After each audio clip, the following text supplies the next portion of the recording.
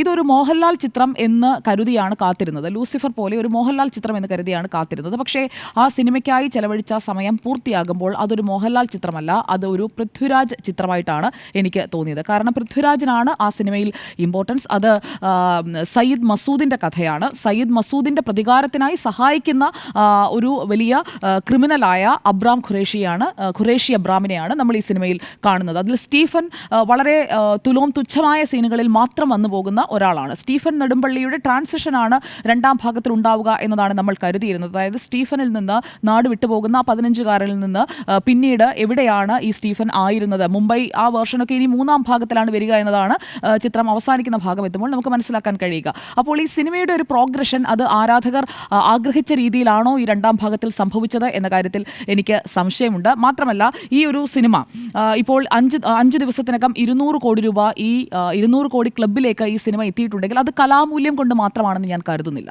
അത്രയധികം കലാമൂല്യമുള്ള ഒരു സിനിമയായി ഞാൻ കാണുന്നില്ല. വളരെ ഓണസ്റ്റ് ആയിട്ടുള്ള ഒപ്പീനിയനാണ്. അത്രയധികം കലാമൂല്യമുള്ള ഒരു സിനിമയായി ലൂസിഫർ കൂടി കണ്ട ഒരാളെന്ന നിലയിൽ, മോഹൻലാലിൻ്റെ ഒട്ടുമിക്കവാറും എല്ലാ സിനിമകളും കാണുന്ന ഒരാൾ എന്ന നിലയിൽ എനിക്കിത് കലാമൂല്യമുള്ള മോഹൻലാൽ എന്ന താരശരീരത്തെ പൂർണ്ണമായും ഉപയോഗിച്ച ഒരു സിനിമയായി എനിക്ക് തോന്നുന്നില്ല.